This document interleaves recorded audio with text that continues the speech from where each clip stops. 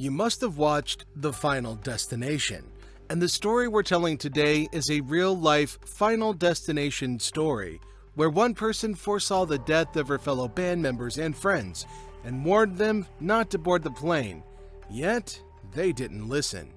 Let's look inside the disaster that took 6 lives, including leader Ronnie Van Zant, and cut the Southern rock legend's career short.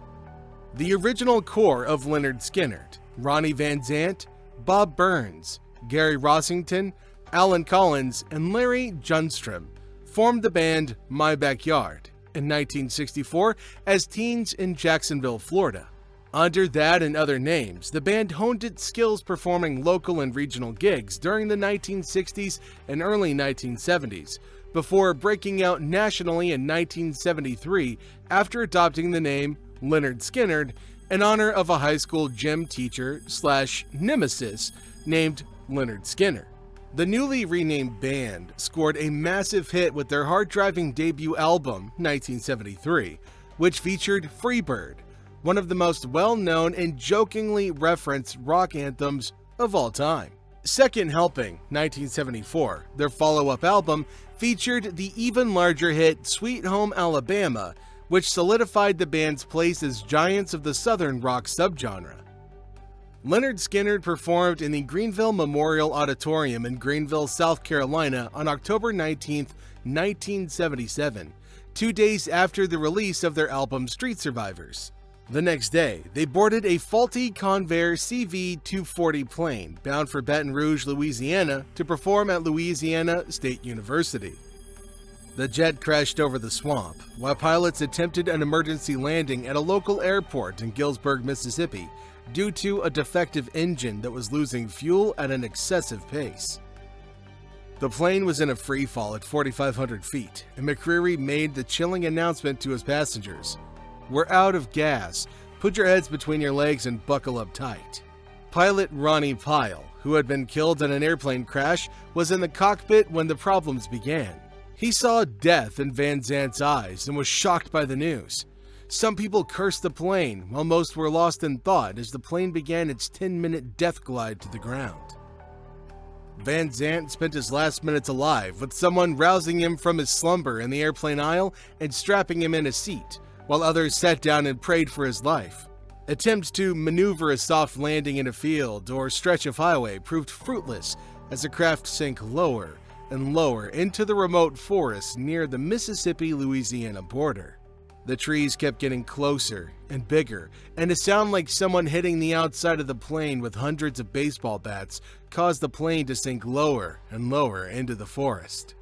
The Convair tore a 500-foot swath through the thick timber, but the metal body couldn't withstand the 90-mile-an-hour impact of the sturdy pines, which sheared off wings and tore open the fuselage.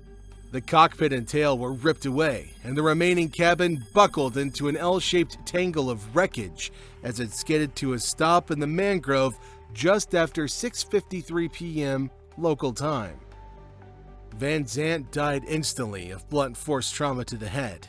Dean Kilpatrick and Steve Gaines were killed on impact, while Cassie lived a short time longer before succumbing to blood loss.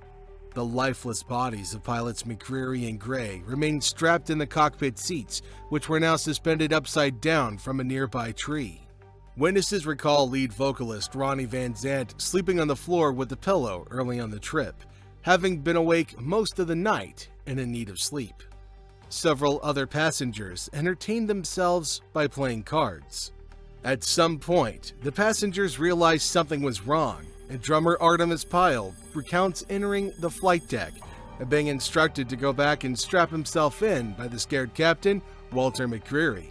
The passengers sat in silence, some praying as the gravity of the situation became obvious. As the jet began hitting trees, guitarist Gary Rossington heard what sounded like hundreds of baseball bats pounding the fuselage.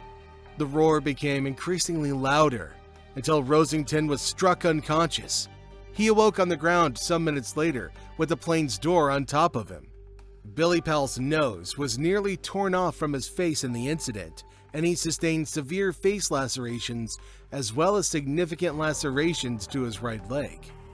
Decades later, in a VH1 Behind the Music special, he recounted the flight's final moments, claiming that Van Zant, who was not wearing a seatbelt, was pushed violently from his seat and died instantly when his skull hit a tree as the plane broke apart. Some aspects of Powell's testimony have been challenged by both drummer Pyle and Van Zant's widow, Junie Van Zant Ginnis, who posted the autopsy findings on the band's website in early 1998 while verifying others. Pyle sustained broken ribs but was able to leave the scene to notify a nearby resident. The crash killed Van Zant, guitarist singer Steve Gaines, backup vocalist Cassie Gaines, Steve's sister, assistant road manager Dean Kilpatrick, Captain McKeary, and First Officer William John Gray. The majority of the survivors were sitting near the back of the plane.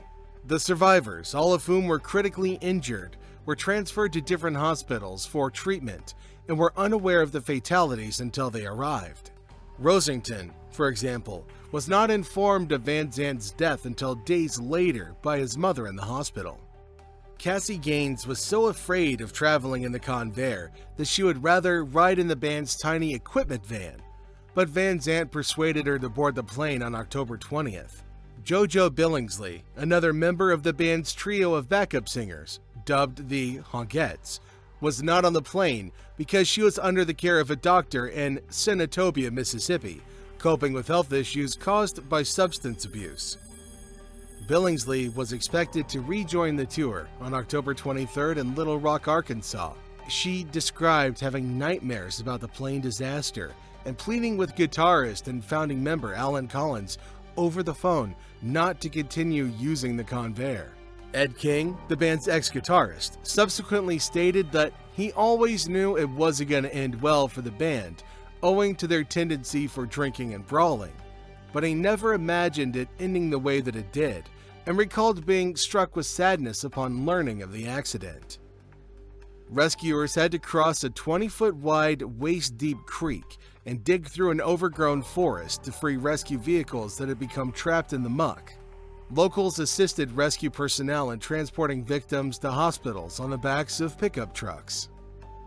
It was later discovered that the plane, which appeared to be belonging to the Clampett family, was rejected due to concerns about the plane and crew standards. The band had planned to acquire a Learjet after arriving in Baton Rouge to replace the 30-year-old plane, which was considered outdated by the band's circle. A band leader who knew he was going to die, band members scared for their dear lives as the flight descended into a death trap. What's it like to watch violence like that and live a normal life afterward? Can you ever go back to being a normal person and living a regular life and not constantly recall the tragedy that you suffered from?